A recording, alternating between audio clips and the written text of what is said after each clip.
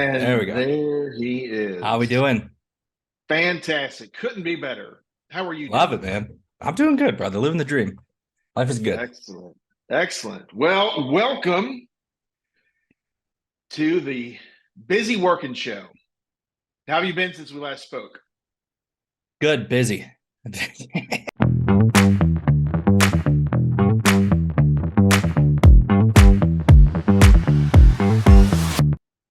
Well, welcome to the Busy Working Show. Jacob, tell us what you do professionally. Yeah, definitely. So my name's Jacob. Thanks for having me on. And I run a company called Email Empire. We've got an agency where we build out simple email marketing systems for online experts and service providers to help them add another 50 to 100,000 per year in revenue. And been doing that for about 2.5, 3 years now, all over the place in terms of what it looks like for the 7 years before that. But it's been going well. Things are growing quick and loved being able to connect with everybody that I have and looking forward to the future too. Very nice. Where do you find home base these days? Yeah, I'm in Grand Rapids, Michigan. So it's like middle of the state, right on the West Coast, about 30 minutes from the water. Nice little city in between. I grew up in Chicago on the Northwest side. So I like to call it like a Okay. Chicago light, right? And it's Yep. been perfect for us. Oh, very nice. Very nice. So, how did you get into the business of email marketing? Yeah, so believe it or not, it actually starts with chiropractic. So 7.5, 8 years ago now, that's what I was going to school for. I knew I wanted to own a business, thought I wanted to do something in health. So dove full force into that. Found a great doc, worked with him for 8 months, get into this awesome school on the West Coast, internship with the Seahawks. Then I show up to work one day and I'm working through case files and calling insurance and had a realization. I was like, I hate this. There's no chance I'm going to go pay $250,000 to go struggle with it for another 10 years. And I had a buddy that I knew through school reach out who asked me, he's like, hey, you're not going to school anymore. I've been working on this project. I love what I'm doing. It's starting to kick off, but I hate talking to people and I suck at sales. Do you want to like try and take that over? I didn't have anything else to say yes to. I was planning on getting my personal training cert and just up and moving to Austin for the hell of it. And I'm glad I said yes to what I did. Because we went from doing like 25K in farmers markets in the first year out of his mom's basement to a couple million a year, national distribution, pretty decent e-commerce arm, and then at the same point in time to retail and wholesale. And that was my first foray and dive into anything email based, setting Mhm. everything up on our e-commerce arm. All of our B2B stuff on the outbound side too was all off of the back end of cold email and just email based outreach. And then my daughter was born in 2018. Traveling East Coast to West Coast all the time, being smack dab in the middle with a newborn is way too much. And so I took on a gig with an HR SaaS company out of Chicago. And we moved back and helped them build out their enterprise arm. And so what we ran there was a brand new team and everything set up through a really sophisticated kind of like account-based marketing strategy. These are deals that go Mhm. for like 2 years long sometimes. So lots of events, lots of big top of funnel and really massive complicated nurture matched up with a sales team to interject at the right point in time, right? And so Mhm. that was the first time that I'd gotten to see how complex this could be and how cool it was to be able to bring in $1 million deals just off the back end of email and really good targeted outreach, right? So I did that for about 2 years, and then COVID hits, and we're selling to people who are hiring, who are now laying Mhm. off by the thousands, and it's a really bad time to be in sales for that. They laid off everybody on my team on the sales side underneath me, and we're like, "Hey, but you get to stay." And I was like, "Thanks, but I'd rather not." And I'd been doing some consulting on the side for other B2B SaaS companies for a while, and decided to go full Mhm. force into that, helping them with their email systems, their sales systems, and what they look like married together. Found out that I didn't like working with those kinds of companies for the same reason I Mhm. didn't like being in one. And I really missed the really like scrappy, profitable kind of solo to couple person operations Mhm. and fell in love with the coaching and service industry because there was a lot that they would be able to learn, right, from SaaS and ecom that are typically really email heavy, generate about 30% of their revenue from it, and be able to apply that to really high margin, high ticket services with audiences that really tend to trust them a lot. And so what we Mhm. found is like we can come in and that promises the way that it is. The least that we've been able to add to somebody's business inside of like 3 months is 50 to 60,000 a year. I've got some clients where we go from doing literally zero emails that they were sending back in like last December to what are we 5.5 months in, and we're doing about 40,000 a month and climbing, just from Wow. taking the audience that wants to hear from them and giving them more great content, right? And it's really as simple as that. Oh, that's fantastic. That's amazing. That's some serious growth there. So, what would you say your superpower is with what you're doing of that journey to where you're at now? What is your superpower? Sure. Yeah. Well, so the biggest thing, and I was having a conversation about this morning actually, um, was learning to lose my ego like completely. And the reason that that's been super important is that most folks start a business because they've got a really great idea for a product or service that they think that the market would like. And then you take Mm-hmm. it into market and it works well enough. But somewhere along the line, you start to find out, I was wrong about this part. And I was wrong about this part. And I was wrong about that part. And in reality, what you find out usually within 6 months to a year is actually they don't want this. They want this. And it might Mm-hmm. be a couple steps left or right from where you're at. If you're going to survive long enough, typically folks who are really good, what they'll start to do is just learn to pivot. And it has Mm-hmm. absolutely nothing to do with product market fit. It has everything to do with what product the market wants. Right. And you get to Mm-hmm. learn that just by being in there and spending some time there. So, superpower wise, something that I've gotten really good at is walking into a market with a client, with whatever, taking a look at what's already performing well and learning, hey, listen, how can we tweak the structure, the offers, the cadence, whatever it is for this audience specifically, based on the feedback that they're giving us right now. Sometimes that's like qualitative and direct. Other times, the best feedback is, listen, this is selling well here. We're seeing great engagement here on this. And when we can lean into where they're trying to push us slowly, it Mm-hmm. makes for insane growth a hell of a lot quicker than I'd ever anticipate. Yeah, no, that's interesting. So, would you say that that is a kind of a similar mantra and design of not falling in love with something and being open to that change and being led where the right answer is?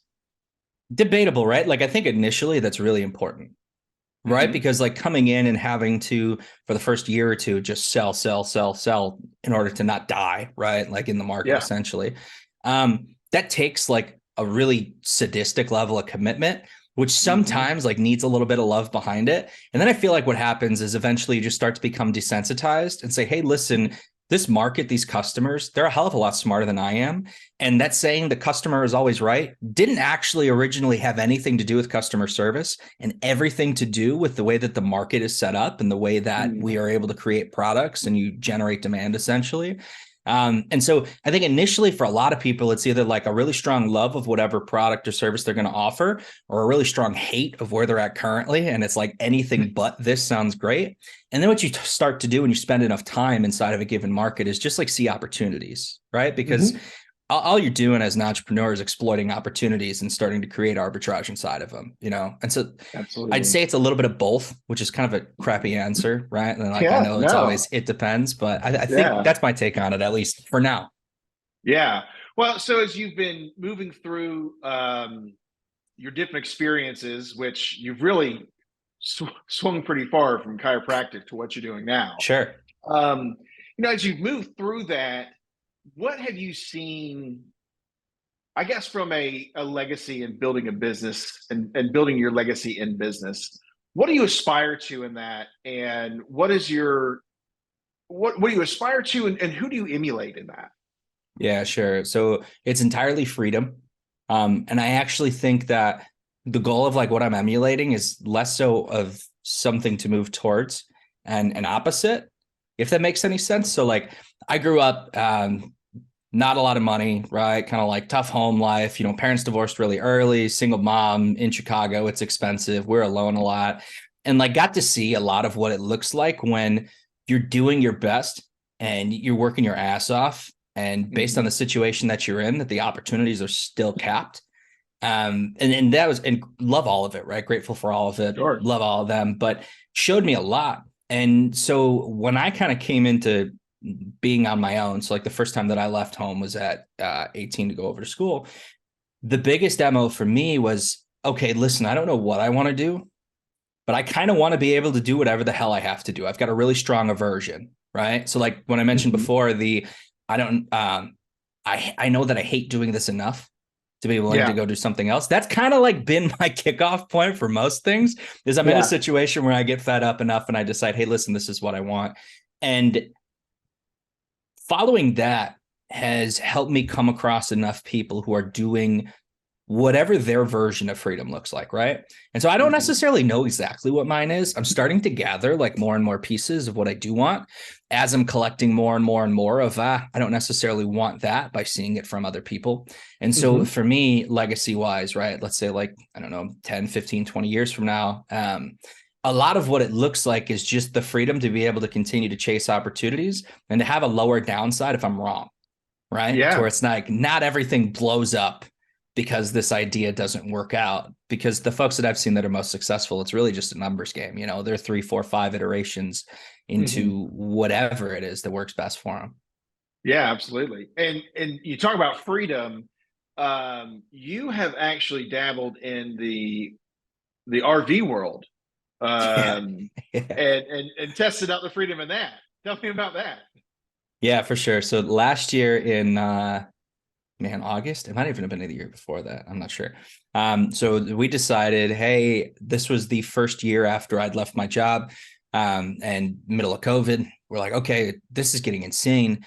I don't know what we want to do, but we really have no excuse not to do something strange. And we were on a trip down in Tennessee, and we are talking about like, what can we do? What do we want to do from here? Do we want to buy a home, settle down? My daughter was still, she's about 2.5 at the time, 3, wasn't in school yet. We have nothing holding us here. I like it here, but that's interesting. And so the idea that we toyed with while we were on the trip out in Colorado was, what if we did this all the time?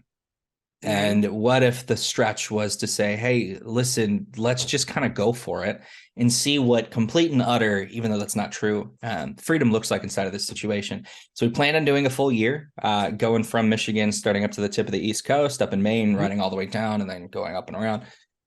We planned on a year. We made it 4 months.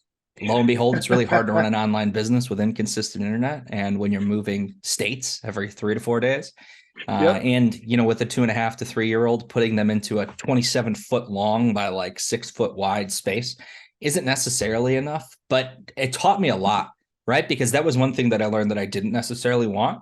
Was like, okay, Hmm. cool. I want freedom within the boundaries of some place that I know is consistent. Because like the biggest thing for that was, hey, listen, we walked away from routine and kind of like what a sense Yeah. of relief was. And so it was like, oh, this idea of being able to have all of the freedom in the world is like very different, obviously from person to person, but also Sure. that there's so many different avenues to be able to chase it, whether it's financial, whether it's location, whether it's like schooling, whether it's health based, whether, I mean, you can go in 40 different directions.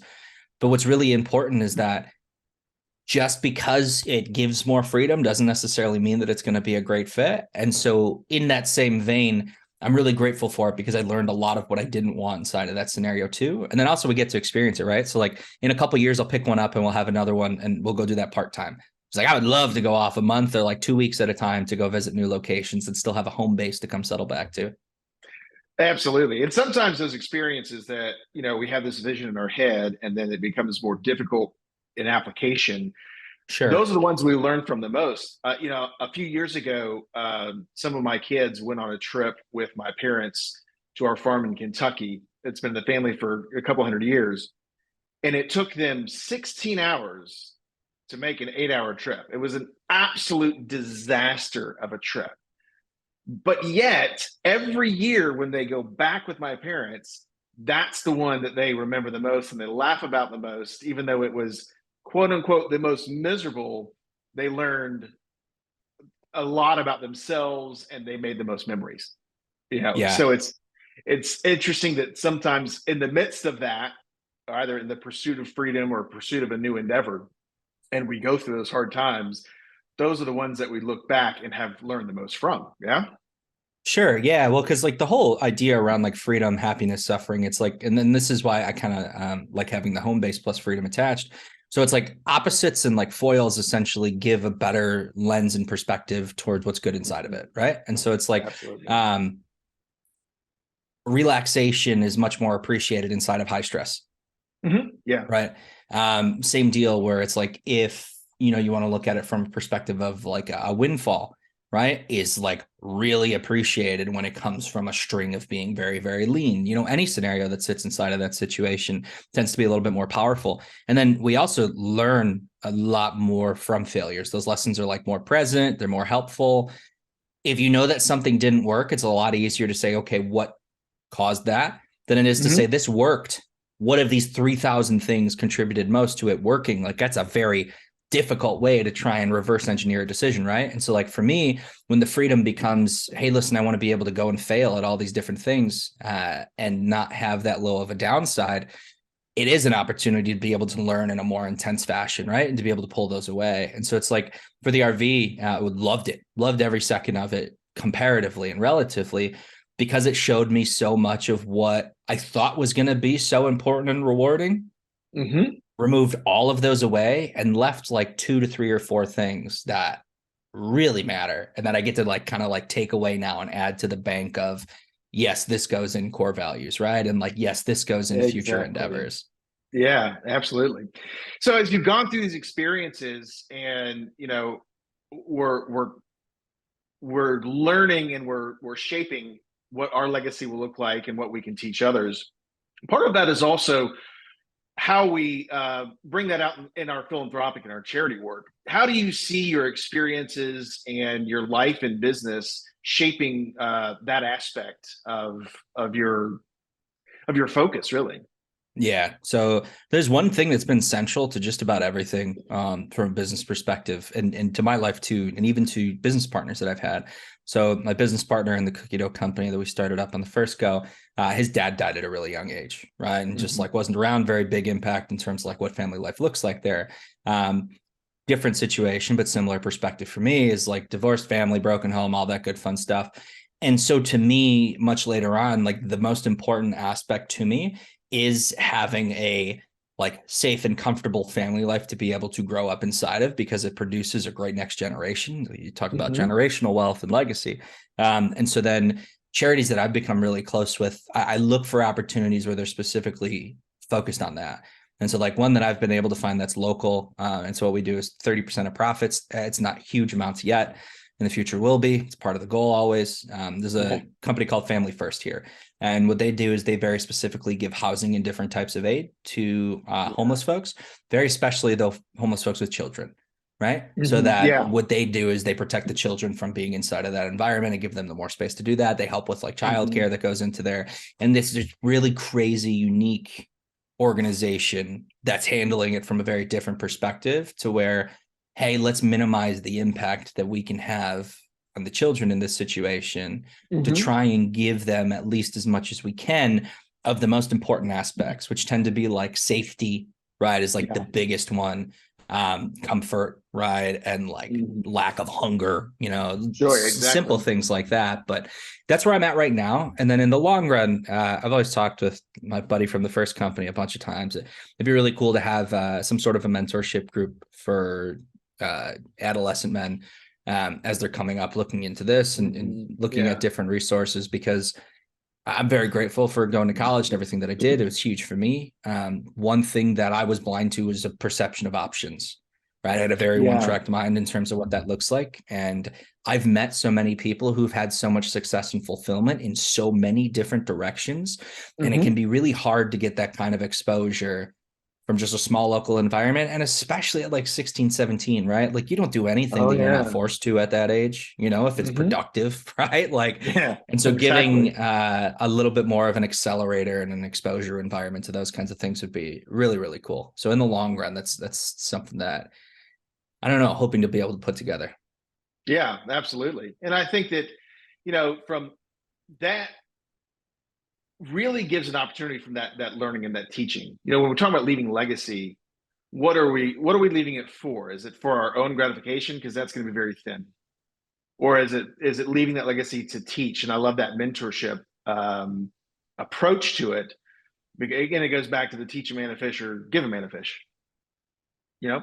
So yeah, I think I love that program. So is that something that you would like to look to build yourself or piggyback off of another organization that you already If we see find out one, there? I'd love to piggyback off of it. The idea for creating it is because you haven't found it yet, right? Yeah. And so, like, Yeah. that's usually the big pull. Right now, a lot of where my focus is giving where I can, and then building up the avenues to be able to have that. So, like, the whole thing with business in general is that money just becomes this really powerful tool to where as long as you've got a proper focus and direction for where it's going to be invested and what that looks like long term, there's a surprising amount of impact that you can make for a very affordable amount. I mean, we're literally Oh talking yeah. about the means to go and find and hold an event once or twice a Yeah. month, right? With like 20 kids and have some speakers who come in on volunteer time. It's not a capital thing, it's a time investment in the right environment.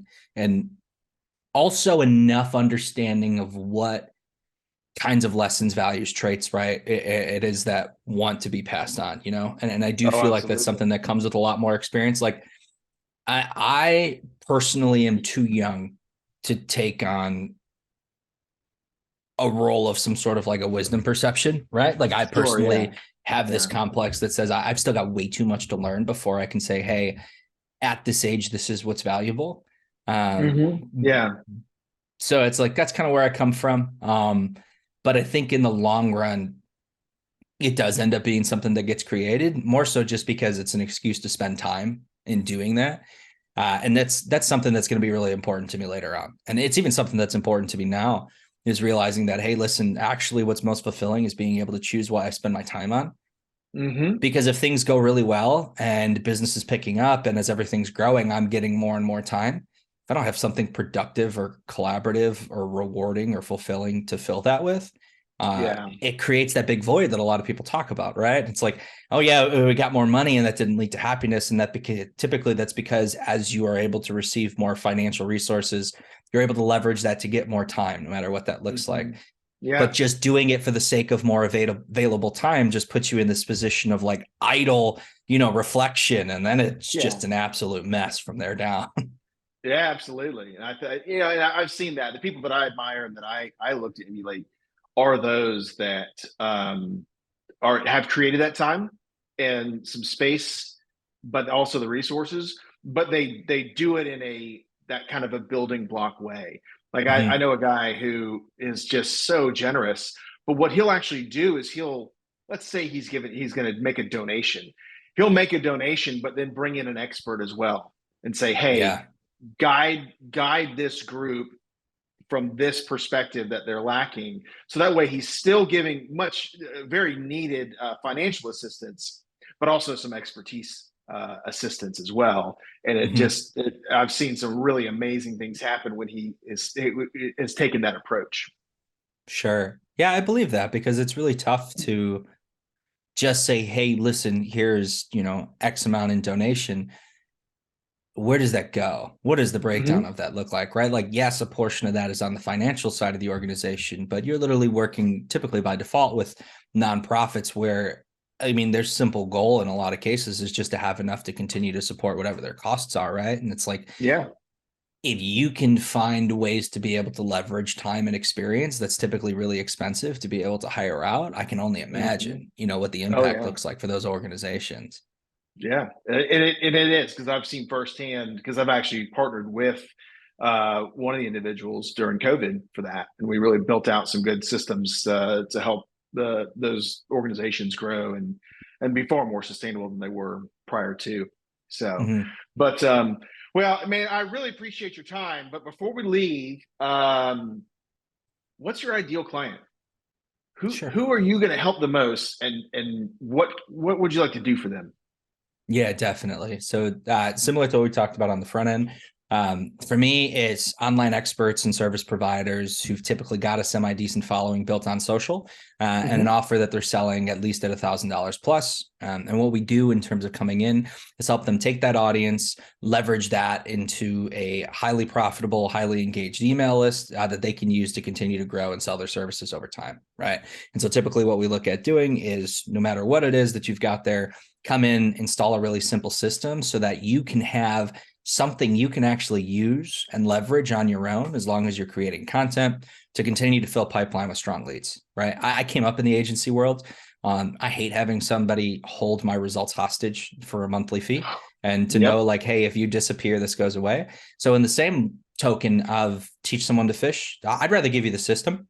If you'd like my help running it for a short period of time, I would love to be there. However, you do not need right? Anything that we have Yeah. afterwards, you're fully equipped to be able to take this system and run it in the same way that you would have like like a fractional CMO or somebody come in, right? And they just build you out an infrastructure. So that's what we're Yeah. doing at Email Empire. And it's a little bit different to the typical model. It's been a hell of a lot of fun. And at the rate that it's growing, it definitely seems like it's something that the market appreciates. And I'm grateful for that. That's awesome. That's great. Well, thank you so much. I really appreciate your time, and I look forward to seeing how the next few years develop for you. Awesome. Yeah, I appreciate it. And if anybody's curious, I'm always available on LinkedIn. It's just Jacob Suckow, Suckow. And then if you're curious and learning a little bit more about email, grow, monetize the email list, whatever that works, I put out a free newsletter daily that shares basically everything that we do. And so that's at emailempire.org. But thank you That's so much, awesome. Paul. I appreciate you having me on, man. I'm looking forward to Yeah. staying connected. It's been a ton of Yeah. fun. It's been a blast. All right. Until next time.